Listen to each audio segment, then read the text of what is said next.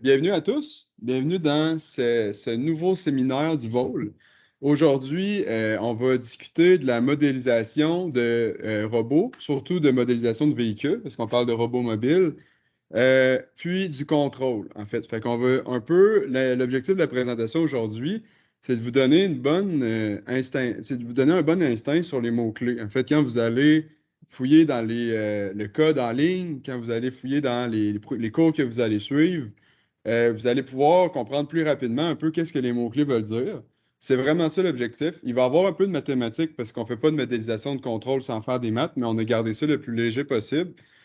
Puis, faites-vous-en pas si vous ne suivez pas exactement toutes les maths, c'est pas grave, là, ils sont tous là pour revenir un peu plus tard.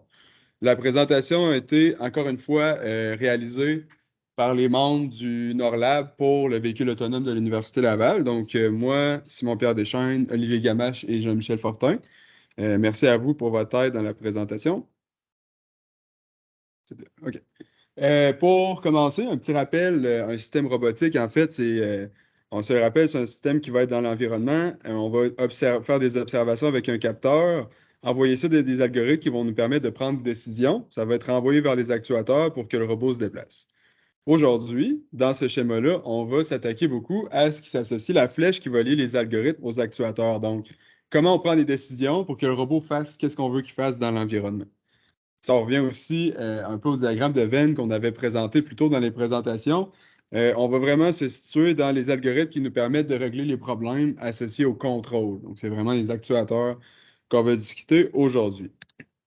Pour commencer, juste une question simple, là, tu sais, en fait, il y a peut-être certains d'entre vous qui se posent la question, pourquoi qu'on ferait du contrôle? Pourquoi qu'il faut calculer des commandes qu'on va envoyer au robot? Pourquoi on lui dirait pas juste, t'es au point initial, comme le petit robot jaune qui est ici, rends-toi à l'étoile verte. En fait, premièrement, parce que si, disons, on prenait des points GPS puis on lui disait, fais juste te rendre de point en point avec des points GPS, ben, il y aurait un problème avec ça, c'est qu'on n'aurait pas l'évitement des obstacles. En fait, de point en point GPS, on viendrait probablement foncer dans les arbres qui sont dans les jambes. Puis deuxièmement, si on lui dit, puis on trouve une belle façon de suivre effectivement la trajectoire montrée en bleu, ça se peut aussi que le modèle de mouvement qu'on a généré pour le véhicule soit pas adéquat, ait des erreurs, puis en fait, ça peut faire en sorte que le robot va venir foncer dans des obstacles dans l'environnement, ce qu'on veut éviter. Donc, l'objectif du contrôle puis de la modélisation, c'est de permettre au robot de respecter d'une manière tolérable la trajectoire désirée pour qu'il puisse se rendre au but sans frapper l'environnement. C'est vraiment ça un peu le problème qu'on essaie d'attaquer. Euh, pour info, en fait, voici un peu une solution qui existe, qui est faite par ClearPath Robotics au Canada, qui est en fait un système de suivi de points GPS avec un robot mobile. Vous avez sûrement déjà vu ce robot-là dans le laboratoire, dans nos activités. Mais en fait, c'est ça, ils vont définir plusieurs points GPS, puis faire en sorte que le robot se rende de point en point en suivant une ligne droite. Ça, c'est un système qui fonctionne. Pour beaucoup de problèmes, en fait, on va accepter un système comme ça. Donc, on peut simplement l'acheter de chez ClearPath. Mais éventuellement, on va peut-être vouloir des systèmes un peu plus complexes pour certaines tâches. Par exemple, on a ici, en haut à gauche, on a un véhicule téléguidé, un peu comme ce que vous avez dans le véhicule autonome de l'Université Laval. Puis le but, en fait, c'est de faire le lap time qu'on appelle ou la durée de tour de piste le plus rapide possible. Donc, naturellement, pour faire ce genre de tâches-là, on n'a pas le choix d'avoir des algorithmes plus avancés qui prennent en compte vraiment la dynamique complète de ce que le robot est capable de faire. Sinon, pousser encore plus loin, il y a même Toyota Research Institute qui ont réussi à faire littéralement un véhicule autonome. Je sais que c'est dur à croire, mais c'est un véhicule qui est complètement autonome, qui fait du dérapage, puis en fait, qui fait de la course par lui-même autour de la piste. Donc, un autre résultat. Après ça, si c'est pas un véhicule, nécessairement le véhicule qu'on a, si en ce moment on a un peu un quadrupède avec des roues au niveau des pattes, puis on a besoin de contrôler un peu le corps complet du véhicule pour qu'il monte des marches ou qu'il réalise certaines tâches, mais en fait, on n'a pas le choix d'avoir un algorithme plus complexe que ce qu'on a vu juste avant. Comme on peut le voir, il prend même l'ascenseur éventuellement. Puis, dernièrement, si on veut naviguer dans des environnements complexes comme on fait au Norlab, on n'a pas le choix d'avoir des algorithmes qui prennent en compte un peu les variations de comportement du véhicule en fonction de où il se déplace dans l'environnement. Donc ça fait partie des solutions qu'on développe à l'interne. On peut voir là, le robot, il vient être penché de manière quand même significative, roule dans la neige assez profonde, mais il est quand même capable de suivre la trajectoire désirée ici. Donc, si votre objectif, en fait, l'objectif aujourd'hui, c'est de vous montrer un peu les concepts généraux, puis les sous-problèmes, les problèmes sous-jacents au contrôle qui vont vous permettre de créer ou d'utiliser des algorithmes dans l'état de l'art pour résoudre ces problèmes-là, en fait, pour déployer des robots dans l'environnement, dans le but d'aller un petit peu plus complexe ou un petit peu plus avancé que le suivi de points GPS. On se rappelle, on avait déjà vu ça à la première présentation sur les robots. Je fais quand même un rappel pour être sûr qu'on parle toutes les mêmes choses. Le vecteur d'état d'un robot, en fait, ça se constitue de la pose, donc de la position dans le monde et de l'orientation du robot, puis aussi de la dérivée de cette position-là, ça veut dire la vitesse du robot dans le monde. Donc ça, c'est un vecteur d'état.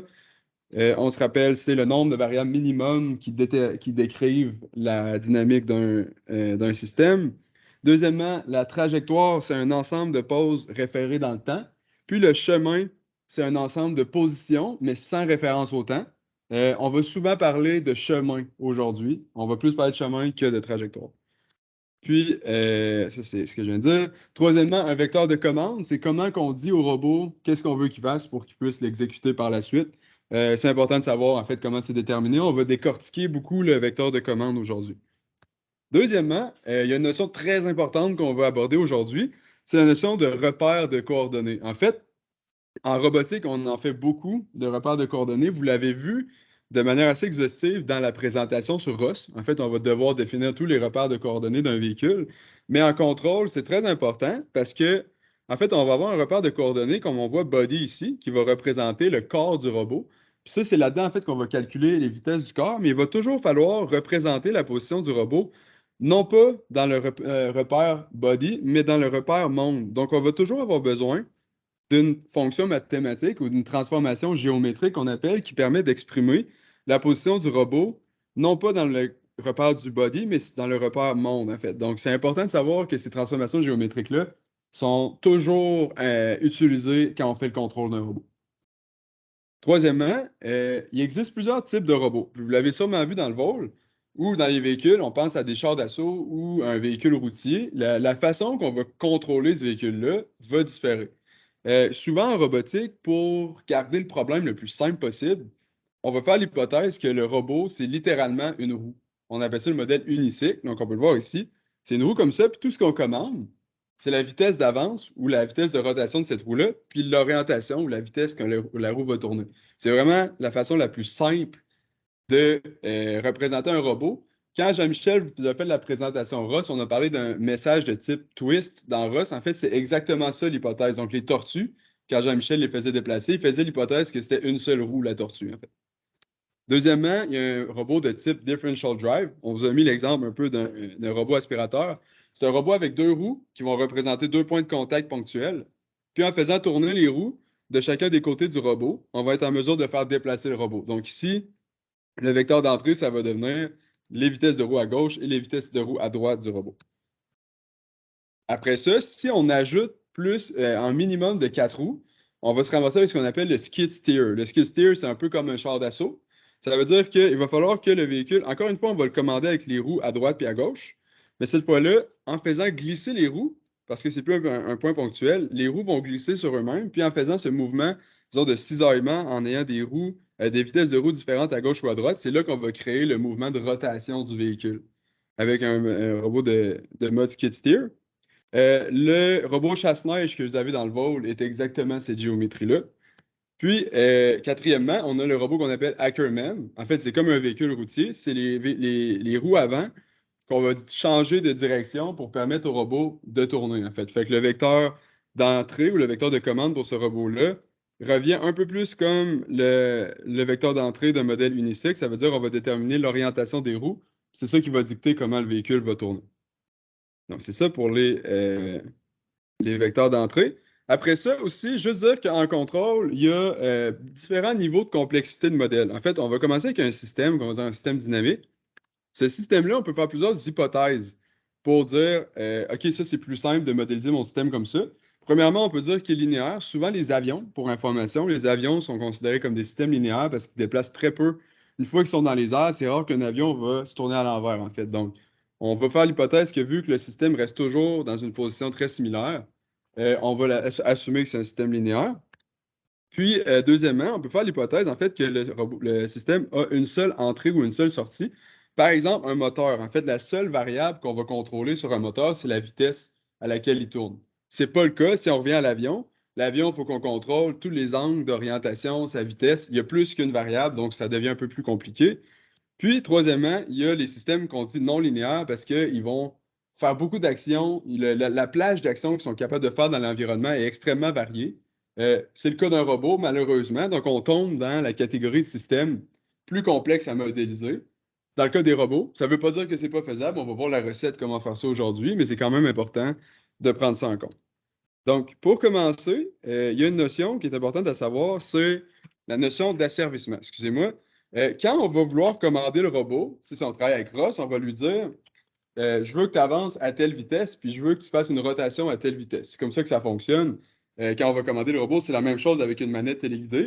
Ceci étant dit, le robot doit avoir un système en dessous qui va permettre aux roues du robot de tourner à la vitesse adéquate pour lui permettre de suivre la vitesse d'avance et de rotation qu'on lui demande de faire.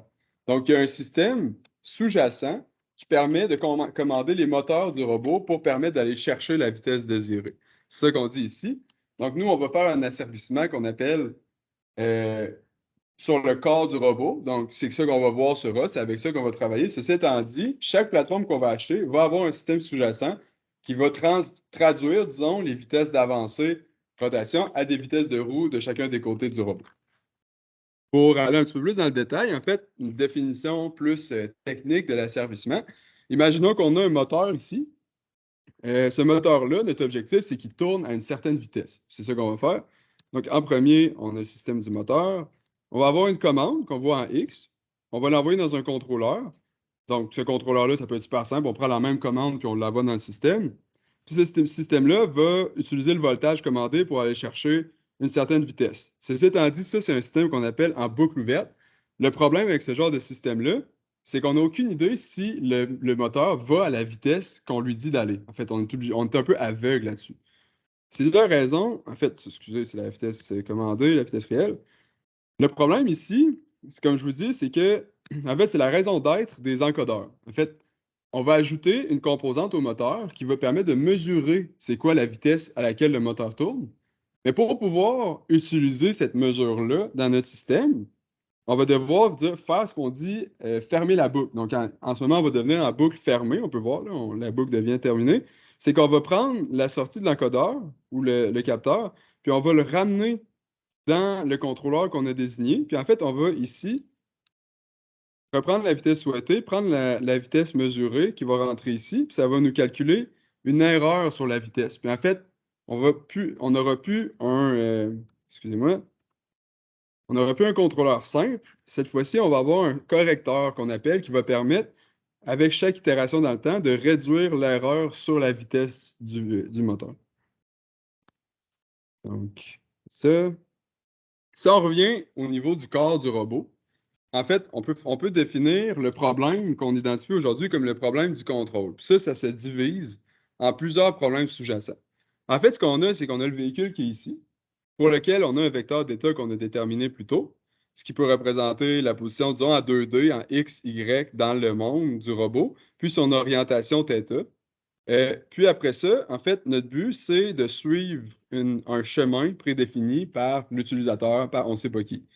Ce problème-là, en fait, pour le résoudre, on va avoir besoin de créer un modèle de notre système. Ce modèle-là, en fait, c'est un modèle, on appelle ça un modèle de système dynamique. Donc, le robot, on va modéliser comme un système comme ça. Ça veut dire que la dérivée de l'état ou le changement d'état va être une fonction, ça c'est notre modèle, de l'état actuel, des commandes, puis d'un vecteur de paramètres qu'on va discuter plus tard. En fait, pour représenter différents systèmes dans différents environnements, on n'a pas le choix d'avoir un vecteur qui permet d'avoir des paramètres qui sont modifiables. Donc, en gros, on revient, on a un vecteur d'état qui vient rentrer dans notre système. On a besoin d'un modèle qui régit le mouvement du robot. On a besoin de trouver les bons paramètres de ce modèle-là en fonction de notre robot. Puis, après ça, on va avoir besoin d'un algorithme qui va permettre de trouver les bonnes commandes U pour faire en sorte que ce qu'on veut que le système fasse soit réalisé par le système.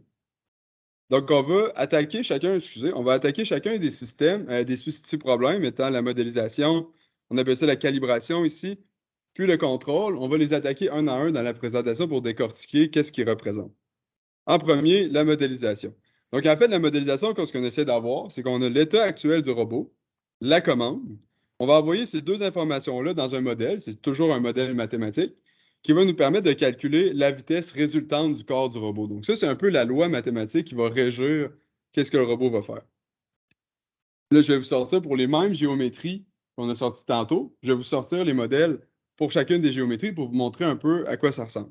Le premier, c'est le plus simple, c'est le modèle unicycle. En fait, l'hypothèse qu'on fait un modèle unicycle, c'est que la commande qu'on envoie au robot, c'est exactement ce que le robot va faire. Donc, en fait, on a la commande en vitesse en X, la commande en vitesse de rotation, multipliée par le rayon estimé du modèle unicycle, ça va nous donner la vitesse du corps du robot. Donc, c'est vraiment le modèle le plus simple.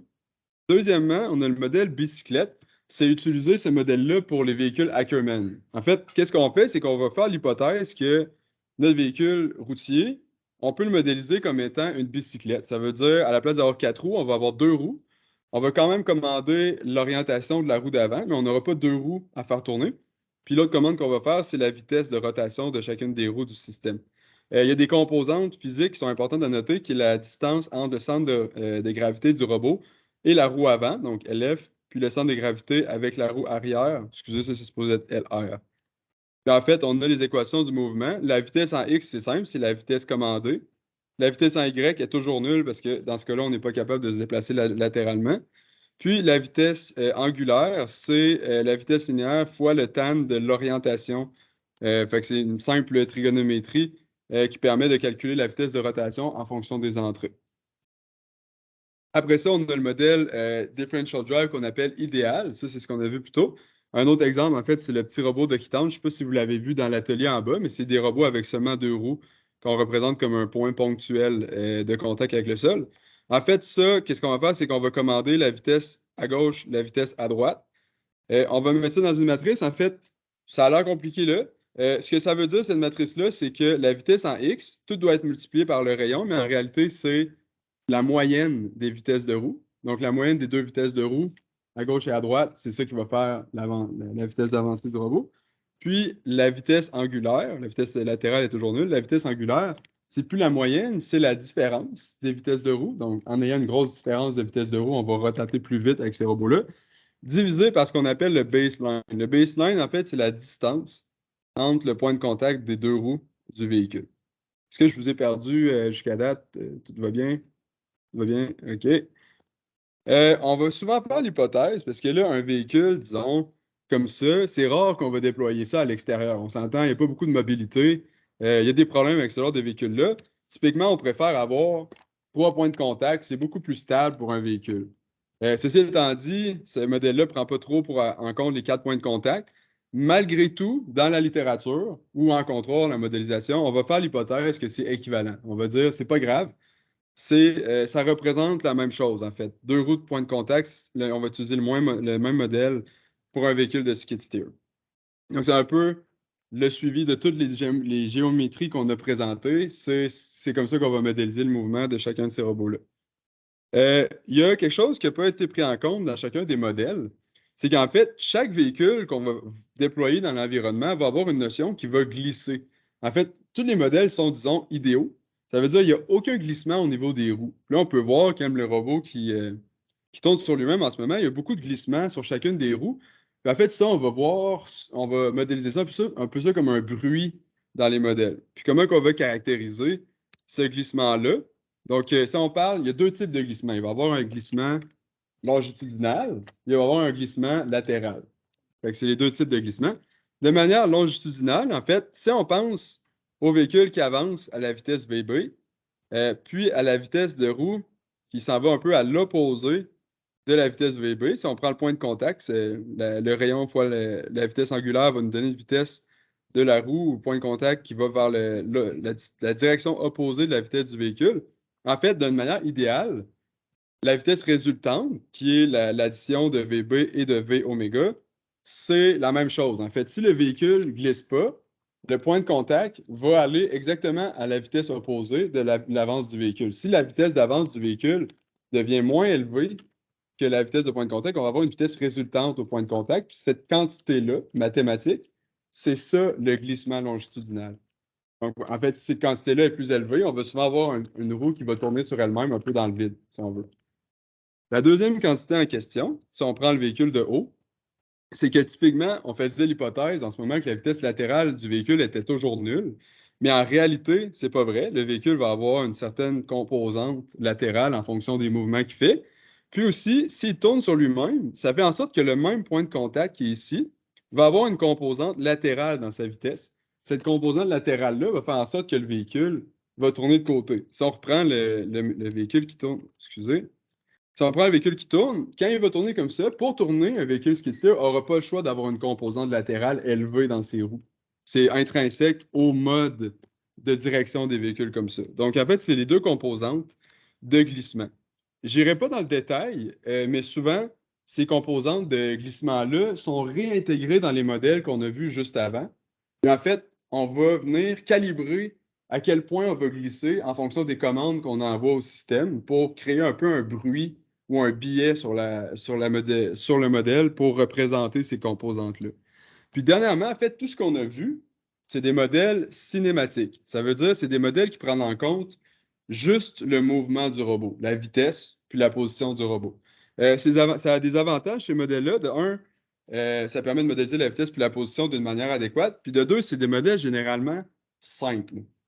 Par contre, si on désire, on peut aller dans des modèles plus avancés, qu'on va dire des modèles dynamiques, qui vont permettre, comme on voit ici, de modéliser les forces de contact entre la roue et le sol au niveau de chacune des roues.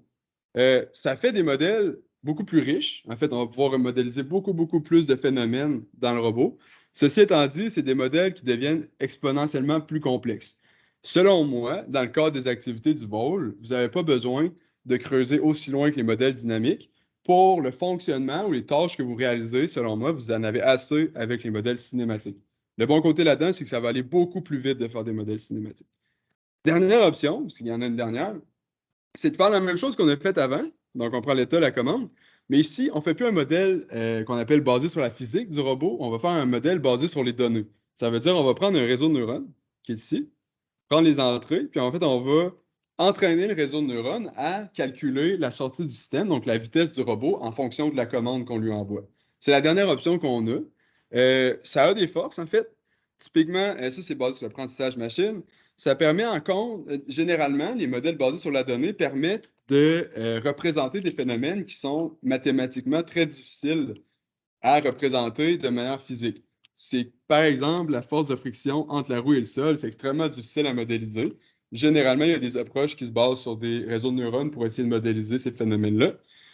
Ceci étant dit, ça nécessite beaucoup de données. Donc, il faut prendre le robot, puis il faut aller générer un jeu de données d'entraînement. Puis ça, c'est une tâche qui est à ne pas négliger. Pour chacun des robots, ça prend beaucoup de temps de faire ces tâches-là, en fait. Donc, le deuxième problème, on se rappelle, premier, c'est le modèle, donc la fonction mathématique qui régit le mouvement du robot. Le deuxième, là, on parlait de composantes de glissement, c'est que ces composantes de glissement-là, il faut les quantifier pour chacun des robots quand on va le déployer dans l'environnement. Donc, qu'est-ce qui va se passer? Imaginons deux plateformes. En premier, on va prendre un peu les véhicules similaires à ce que vous avez dans le vol, un véhicule 1 pour 10, véhicule téléguidé.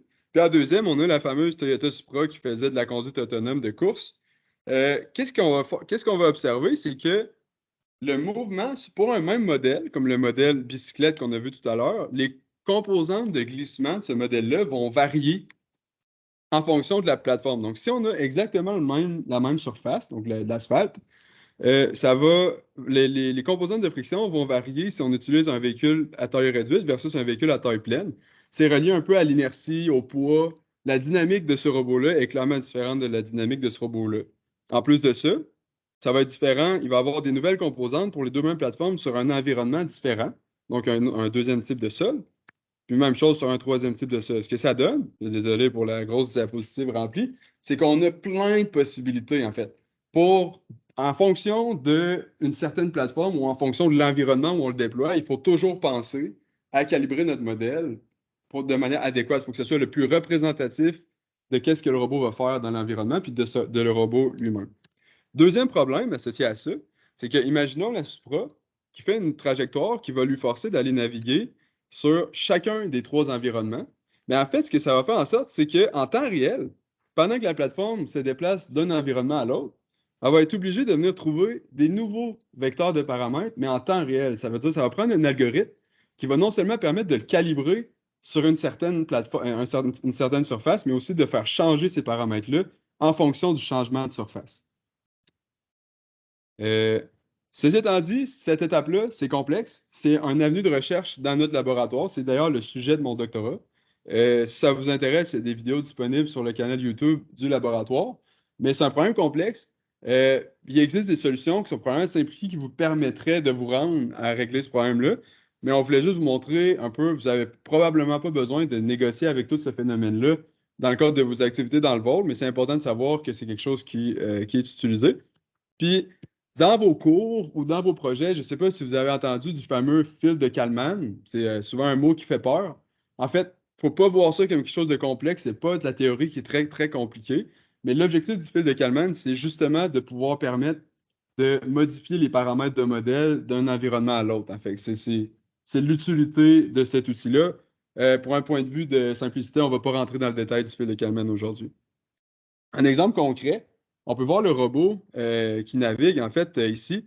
On peut voir que sur la surface dure, il navigue quand même bien, mais dès qu'il commence à rentrer dans la neige profonde, qui est juste à côté, littéralement, disons, les paramètres de glissement du robot vont devenir complètement différents. Donc là, ici, il est complètement enfoncé dans la neige. Peu importe la commande qu'on lui envoie, il commence à glisser sur lui-même. Donc, en fait, c'est ça, le glissement, puis c'est pour ça que c'est important de prendre en compte ces variations de paramètres-là quand on fait des algorithmes de navigation autonome. Donc, est-ce que c'est compris? Est-ce que vous m'avez suivi? Parfait. Dernier sous-problème, c'est le problème du contrôle. Donc, c'est bien beau d'avoir défini la fonction mathématique qui permet de lier les commandes à ce que le robot va faire, prédire un peu son mouvement dans le futur. Il faut quand même utiliser ces fonctions mathématiques-là pour décider qu'est-ce que le robot doit faire. Donc, voyons le robot ici. Euh, Son robot, son état initial, le chemin désiré. L'objectif, c'est de trouver une loi mathématique qui nous permet de faire en sorte que le robot va venir converger vers le chemin qu'on désire qu'il suive. C'est simple comme ça. On peut définir une erreur comme étant la différence entre la position du robot et le chemin de référence. Puis on veut que cette erreur-là, dans le temps, tende vers zéro. C'est simple comme ça. Puis en fait, on se rappelle le schéma qu'on a vu plus tôt sur l'asservissement. C'est le même problème, c'est juste qu'à la place d'être à l'échelle d'un seul moteur, ici, on va être à l'échelle du robot complet. Donc, on va avoir le chemin désiré, un contrôleur qui nous permet de calculer la commande nécessaire, l'envoyer au robot. Puis ici, le feedback ou le retour qui joue le rôle de l'encodeur dans le cas du moteur, c'est la localisation du robot qu'on va voir dans la prochaine présentation de Simon Pierre, qu'on a vu en partie dans la présentation d'Olivier la semaine dernière. Donc, cette loi de contrôle-là, comment qu'on la fait? C'est ça la grosse question qui vient sortir. La loi de contrôle, en fait, il y a plusieurs approches pour la définir. Je vais vous en présenter deux, qui sont les deux majeures dans l'état de l'art. Pas besoin de rentrer dans trop de détails, mais vous allez connaître un peu, quand vous allez lire des trucs, vous allez lire des README ou du code en ligne, vous allez pouvoir lier ces mots-clés-là à ces approches-là. C'est ça mon objectif. Donc, ici, la première option, c'est ce qu'on va utiliser la théorie de la stabilité de Lyapunov. Lyapunov, ce qu'il a fait comme contribution en mathématiques, c'est qu'il a permis de démontrer des fonctions qu'on appelle des fonctions de Lyapunov qui ont ce qu'on appelle une stabilité globale. Ça veut dire vont toujours tendre vers une valeur désirée. Donc, qu'est-ce que les scientifiques qui ont fait du contrôle ont fait dans les années? C'est qu'ils ont dit, tout d'un coup, que la loi de contrôle qui régit les commandes du robot soit elle-même une loi de Lyapunov. Si je peux faire la preuve mathématique que la loi de contrôle suit la loi de Lyapunov, ben, ce que ça va donner, si on regarde, disons, dans le temps, l'erreur du robot versus la trajectoire désirée, qui serait ici, disons, l'axe T, ben, c'est que ce que ça va donner, c'est qu'on va avoir ce qu'on appelle une stabilité asymptotique. Ça veut dire que la position possible ou l'erreur maximale du robot, en fonction du temps, va tendre vers zéro. En fait, c'est exactement ce qu'on a vu qu'on désirait tantôt au niveau du contrôleur. On veut que cette erreur-là vienne tendre vers zéro. Donc, en fait, la stabilité de Lyapunov, on peut le voir aussi d'une autre représentation, c'est que, disons, l'erreur du robot en fonction de la position qu'on déplace le robot, qui serait les axes X1, X2, va toujours faire en sorte que le robot va tendre vers une erreur nulle, peu importe comment on le place dans l'environnement. Cette notion de stabilité-là, c'est un résultat mathématique extrêmement puissant parce qu'en fait, on peut prouver que notre fonction va permettre au robot de toujours converger vers son but, ce qui est vraiment excellent.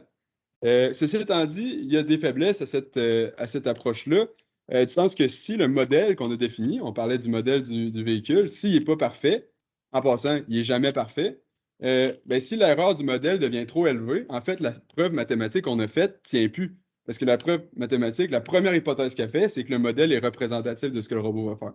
Donc, en fait, si on perd ça, la stabilité de Lyapunov devient l'instabilité, donc le robot va risquer de faire des accidents. C'est la première approche. La deuxième approche, c'est ce qu'on appelle le Model Predictive Control, ou MPC. Vous allez sûrement voir ça à beaucoup d'endroits. Je pense que si vous regardez les programmes de navigation standard de ROS, ça va apparaître à 2-3 endroits. L'idée ici, c'est de prendre le robot, sa position désirée, comme tantôt.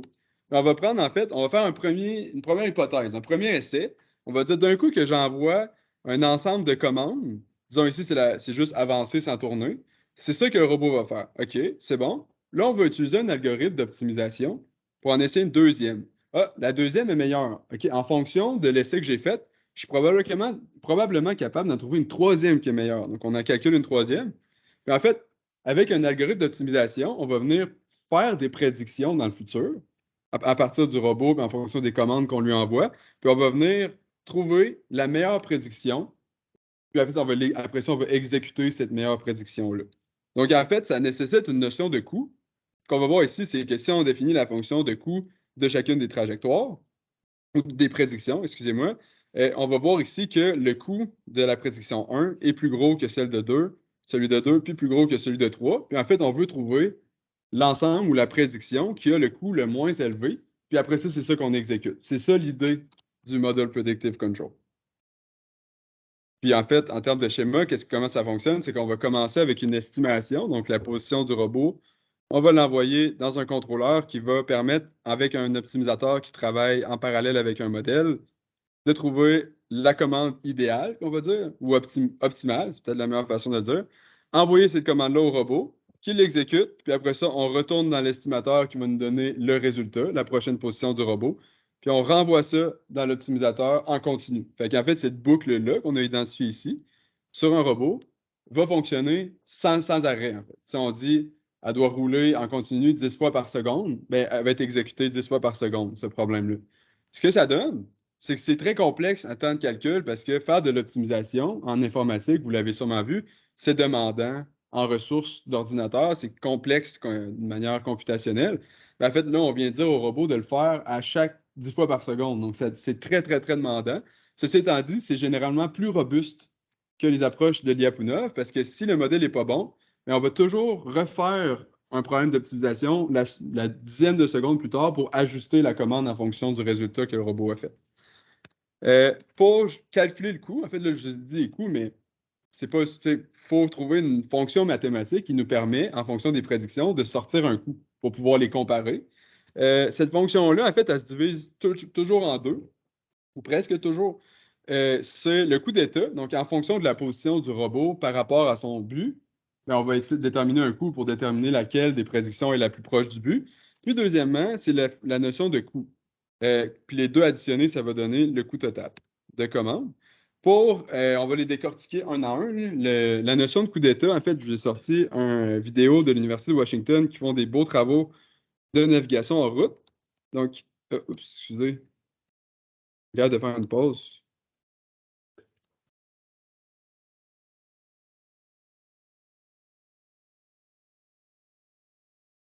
Ok, je pense qu'il est assez long pour ça.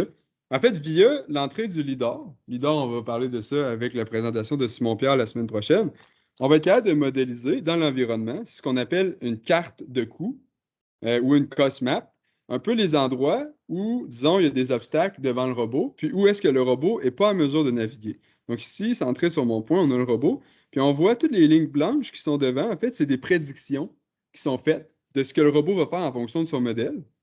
Puis, tout ce qui est en bleu pâle, c'est des éléments de la carte de coût qui ont un coût élevé. Donc, on ne veut pas frapper. Typiquement, on peut voir sur le nuage de points, ça ressemble à des arbres, ces morceaux-là. On veut évidemment pas que le robot ait frappé un arbre. Donc, en fait, les prédictions qui permettent d'éviter les obstacles sont généralement celles qui sont acceptées. Puis c'est vraiment comme ça qu'on va être capable de quantifier, si on veut, mathématiquement, ou avec un programme, c'est quoi la meilleure action ou la meilleure prédiction possible du robot. C'est vraiment comme ça que ça fonctionne. Ouais. Dans le cas là, mettons, le but du robot, c'est de suivre la ligne verte, la ligne droite. Ouais, ben, c'est une excellente question. En fait, eux, ce qu'ils ont fait dans cette expérience-là, ils ont pris un point GPS à, je pense, 30 km au nord. Ils ont dit, rends-toi à ce point GPS-là. Puis lui, il connaît aucunement l'environnement. Il n'y a pas de carte GPS ou de carte de chemin. Donc, c'est à lui-même de se rendre. Fait que c'est un problème qu'on appelle d'exploration. C'est-à-dire, le robot ne connaît pas son environnement, puis de manière autonome, il est capable d'aller, disons, savoir c'est par où il a le droit d'aller. Un peu comme nous, quand on conduit, en fait, naturellement, on va essayer de faire des prédictions de qu'est-ce qu'on ferait avec le véhicule, puis on va naturellement, on s'en rend pas compte activement quand on conduit, mais on évite de foncer dans les obstacles, c'est ça qu'on va faire toujours. Donc, vous avez pu voir ici, on l'a vu un peu dans la minute, mais ils ont réussi à réaliser quand même un gros tournant dans l'environnement via ça. Donc, c'est des systèmes assez robustes qui ont été développés à l'Université de Washington. La deuxième chose, parce que initialement, on se dirait que le coût d'État ou la COSMAP, ça serait suffisant. Puis dans bien des cas, les gens ne se cassent pas la tête, puis ils vont dire, OK, c'est correct, on va juste prendre le coût d'État. Ceci étant dit, ça peut créer des problèmes parce que ça peut faire en sorte que le robot, à tout prix, va essayer de se rendre vers son objectif. Ça, ce que ça va faire, c'est que des fois, il va générer des accélérations trop élevées au niveau de ses roues parce qu'il ne prend pas en compte, en fait, c'est quoi son accélération maximale. Je ne veux pas nécessairement briser le moteur ou le système de transmission. Donc, je vais envoyer la commande maximale parce que c'est ça qui m'envoie le plus vite possible sur mon but. Ce que ça fait, c'est que le robot, là, je vous ai donné un exemple le plus proche possible. Ici, on a un robot que son objectif, c'est de suivre, disons, la ligne qui est définie par mon curseur ou une ligne droite. Et en fait, ce qu'il fait, vu qu'il est mal calibré ou son coup d'entrée n'est pas assez bien calibré, c'est qu'il va toujours dire, OK, je peux aller sur la trajectoire qui est juste à côté de moi, disons à gauche, je vais donner la commande maximum, je suis rendu en perpendiculaire, puis là, il traverse la trajectoire, puis il redonne la commande maximum pour, finalement, disons, toujours revenir sur sa trajectoire le plus vite possible, mais sans prendre en compte un peu la commande trop élevée qu'il va lui donner. Donc, en fait, là, il y a des exemples plus détaillés, mais c'est difficile de trouver des vidéos là-dessus. Ça pour dire que le coup de commande, c'est fait en sorte de respecter un peu la capacité du robot de suivre, pas seulement les endroits dans l'environnement où est-ce qu'on veut qu'il aille. Donc, c'est ça, en fait, la notion de coup de commande. C'est un peu une patch ou un ajout qui a été fait dans les contrôleurs prédictifs. Après ça, en conclusion, en fait, merci de votre patience de m'avoir écouté. Là, je sais que c'est très chargé là, comme notion. J'espère que vous avez bien compris un peu comment le contrôle se divise en trois sous-problèmes. On se rappelle, modélisation, calibration, contrôle. En fait, c'est vraiment ça, c'est les trois problèmes. Soit dit en passant, si vous voulez faire un doctorat au Norlab, par exemple, vous allez probablement en attaquer un des trois. Moi, au début, je suis rentré en me disant que j'allais les faire les trois. J'ai pas le temps. Fait que s'il y a beaucoup, beaucoup, beaucoup, beaucoup de choses à faire dans chacun d'eux, il ne faut pas le voir comme une montagne. En fait, c'est correct d'en améliorer un, puis c'est déjà très bon. De deux, je vous ai montré plusieurs approches. C'est important en contrôle de choisir la bonne approche pour le bon système. On ne va pas utiliser un modèle skid steer ou differential drive pour un véhicule de type Ackerman. Ce n'est pas une bonne décision. Il faut commencer avec les bons systèmes pour les bonnes approches. Si après ça, on voyait la différence entre stabilité de Lyapunov ou commande prédictive, en fait, d'un côté, il y en a un qui va être plus facile à calculer, puis d'un autre côté, la commande prédictive est plus robuste, mais plus longue à calculer. C'est vous les ingénieurs, c'est vous les décideurs ou les architectes de système qui avez un budget, disons, de coût de calcul, puis vous allez décider d'allouer, indépendamment à quel système, certains coûts de calcul. En fait, ce que je veux dire, c'est que si votre localisation ou la détection d'objets dans l'environnement, c'est vraiment ça que vous voulez prioriser, vous allez peut-être allouer beaucoup de calculs à ça, puis choisir un algorithme de contrôle qui est plus simple, qui se calcule plus rapidement, puis qui demande moins de temps euh, en temps réel. En fait, ce que je veux dire, c'est qu'il faut être conscient des avantages et des avantages de chacune des options, puis c'est à vous de prendre la décision sur qu'est-ce que vous utilisez. Puis la dernière notion, pour moi, qui est super importante, puis je pense que c'est un message à retenir de la présentation, c'est que si vous avez l'ambition de faire du contrôle ou de faire en sorte que le robot navigue de manière autonome dans l'environnement, c'est important d'adopter, ça vient du MIT, un peu cette façon de penser-là, c'est il faut échouer rapidement, échouer souvent. Ça veut dire on va améliorer notre système, puis on va devenir de meilleur en meilleur à force de faire des échecs. Surtout en contrôle, on n'a pas le choix de déployer nos algorithmes sur des vrais robots pour avancer. tant qu'on se dit, ah, ça serait le fun à faire, mais qu'on ne l'envoie pas sur le robot, on ne progresse pas. C'est important d'adapter la façon de penser de je l'essaye. C'est vraiment ça. Puis c'est normal de se tromper. Ça fait comment? Je pense que ça fait 4 ans que je suis au Norlab. Je me suis trompé vraiment souvent. J'ai fait beaucoup d'erreurs. Ça fait partie de la game. Comme par exemple, ici, ben, il y a un moment donné, on était à la forêt, on a envoyé le robot naviguer autonome. On a entendu un gros bang au loin. On est allé voir, ben, on avait foncé dans un arbre. Fait que, tu sais, les algorithmes sont pas parfaits, il y a toujours des erreurs. C'est pour ça qu'on fait de la recherche.